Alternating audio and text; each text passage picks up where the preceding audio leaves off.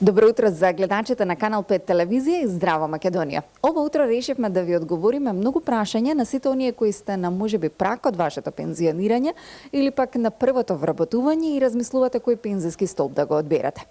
Денеска нагости сме во МАПАС и наш соговорник е господина Дарко. Добро утро. Добро утро. Господина Дарко, да одговориме многу од прашањата, но издвоивме само неколку кои верувам дека на гледачите ќе им бидат од корист. Еден од механизмите за информирање на членовите на пензиските фондови е зелениот плик. Што представува зелен плик? Вака, сега за зелениот плик е еден од механизмите или каналите за информирање на членовите. Во период сме токму на таа активност околу информирање на членовите и подигање на пензиската свесност или ден за свесност за пензиска заштеда и зелениот плик во моментот кога го поставивме во регулатива представуваше еден од механизмите за препознавање на капитално финансирано пензиско осигурување. Тој зелен плик ги содржи повеќе информации за членовите. Се издава, беа задолжени пензиските друштва еднаш годишно да пратат зелен плик до секој нивни член и при тоа во тој зелен плик ги содржи основните информации за секој член поединечно и за пензиското друштво каде што тој ги доверил своите средства. Во тој зелен плик содржи прво лични податоци негови, а потоа информации за уплатата на неговите придоноси за секој месец, колку е вкупно неговата на крајот на годината, вкупното средство на неговите индивидуална сметка, колку надоместок земал во пензиското друштво за управувањето и при тоа колку принос му остварил на неговите уплати.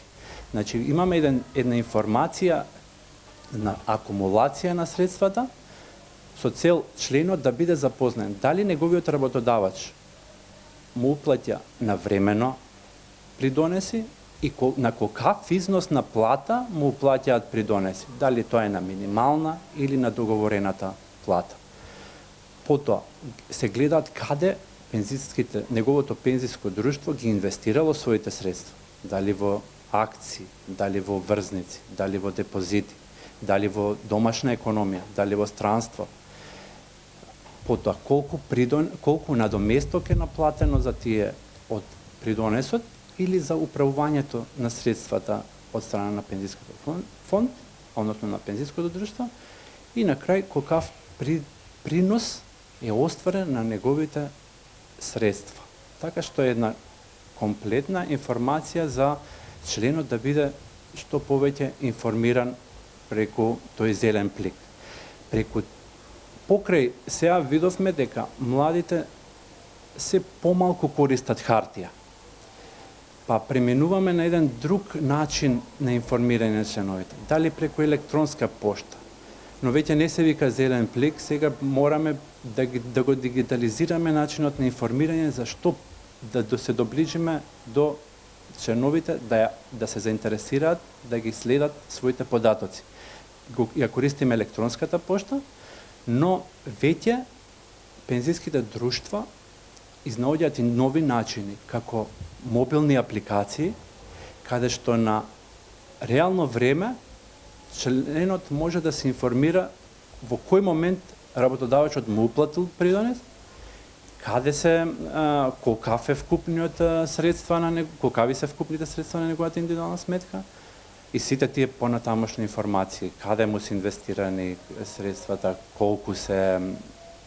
колкави се надоместоците и приносот на крај. Така што моментално изнаоѓаме неколку канали со цел да допреме до членовите да си ја следат на реално време своите индивидуални сметки. Бидејќи се работи за индивидуални сметки и за индивидуални средства на членовите. Така, секој треба да знае каде во идно време се трошат неговите пари. Имаме информација дека неодамна агенцијата даде дозвола за работа на ново пензиско друштво. Колку пензиски друштва и колку пензиски фонда има во пензиското осигурување?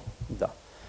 Значи, во изминатиот период, доста долг период, имаше само две пензиски друштва. Се покажа дека зголемувањето на конкуренцијата и доброто работење на пензиското осигурување се виде потенцијал дека може да се вклучат и други пензиски друштва во работата во пензиското осигурување. Точно е дека веќе во 2022 се даде лиценца за работа и на четврто пензиско друштво, ново пензиско друштво Вифелбек, кое работи моментално само со доброволно пензиско осигурување. Моментално имаме 4 пензиски друштва и 7 пензиски фондови. Има значи Сава пензиско друштво, КБ прво пензиско друштво, Триглав пензиско друштво. Овие три работат со задолжителен и со доброволен пензиски фонд. И од оваа година го имаме ВФП пензиското друштво кое е лиценцирано за доброволно пензиско осигурување. Како агенција не радува конкуренцијата во овој наш сектор. Постои потенцијал, самата конкуренција е добра за членовите од аспект на тоа што постојано се изнаоѓаат нови механизми и подобрувања за членовите. Така што веќе сме со значајна бројка и на пензиски друштва и на средства што тие ги управуваат. Да појасниме малку која е работата на пензиските друштва и обврските кон членовите. Така. Пензиските друштва, основна функција на пензиските друштва е да се грижат и они за членовите, односно да вршат зашенување на членовите во нивните пензиски фондови, да ги управуваат пензиските фондови, потоа да прават проценка на средствата на нивните членови, да ги информираат како на редовна основа за нивната состојба и она што е главната функција помеѓу друштвата и редовно информирање на агенцијата за нивната работа. Односно, сите тие извештаи дневни, месечни и квартални и годишни да ги доставуваат до агенцијата каде се врши супервизија на работата на пензиските друштва. За крај на овој убав разговор, доколку никој од членовите има поплака и потреба да се пожали за работата на пензиското друштво или пак за одредени неостварени права, каде може да се обрати? Една од основната функција на формирање на агенцијата и при формирање на пензиското осигурување е формирање на нашата агенција за супервизија на капитално финансирано пензиско осигурување, МАПАС, и основна нејзина функција е грижа за членовите.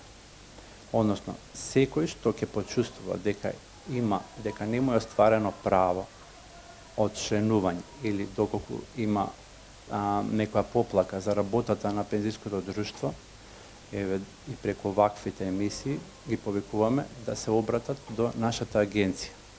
И лично или преку интернет страната или преку мејл контактот на агенцијата за било каква поплака ние сме отворени за комуникација и гледаме веднаш да одговориме на членовите.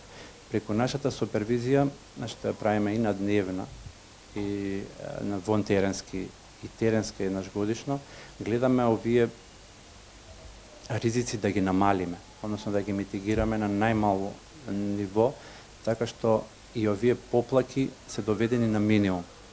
Но преку ваквото подигање на свеста на јавноста може да се појават одредени нејасноти, па да ги рачунаме како поплаки со цел да им одговориме на членовите, да им појасниме одредени нејасноти што ги имаат или при читање на извештајот за пензиска заштита или одредена информација кога вршат споредба помеѓу производите на пензиско осигурување и останалите финансиски производи, така што сме отворени за било какви поплаки или информации за членовите. Благодарам многу на сите одговори кои ни ги дадовте и верувам дека за многу од нашите граѓани и гледачи дадовте огромно објаснување. благодарам многу на можноста да се обратиме на јавноста. Ова беше господинот Дарко од МАПА си, како што и на самиот крај слушнавте. Слободно обратите им се доколку имате одредена проблематика, нејаснотија во однос на вашето идно пензионирање или пак за сите прашања кои тие може да ви ги одговорат.